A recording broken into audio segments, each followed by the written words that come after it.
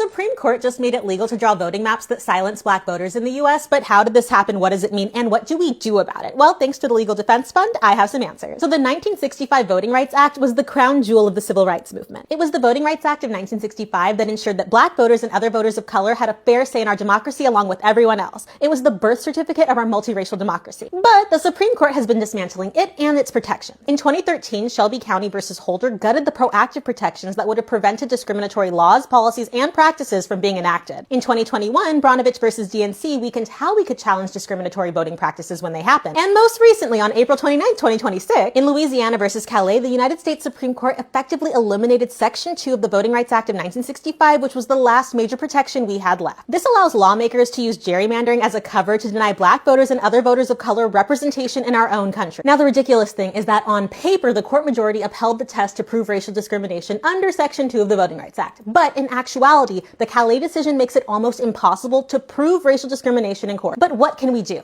Well, we fight back. We participate in democracy while we still can. We urge Congress to pass the John Lewis Voting Advancement Act and the Freedom to Vote Act, which you can do through 5 calls. It'll take a few minutes, please do it. We show up to public hearings, we call our lawmakers, and we organize in our communities to demand fair maps. Wisconsin did it, and it worked. And y'all, I understand the apathy. I understand feeling like none of this matters because we see headlines constantly and it feels like we're just spinning our wheels and nothing's happening. But I also know there's so much riding on us not caring, not being informed, not doing things like registering to vote, getting our friends and family members registered to vote, making plans to show up at the polls and actually have a good turnout this midterms. I know that it feels like nothing we do is going to change anything, but if we actually buy into that, we lose our power, we lose our hope, we lose our ability to create change. Now, if you don't know where to start, that's okay. You can go to naacpldf.org/Calais FAQ to learn more. You can stay informed. We can fight back. The work is harder now, but we can still do the work because organizations like Legal Defense Fund were built for moments like this. Smarter in seconds.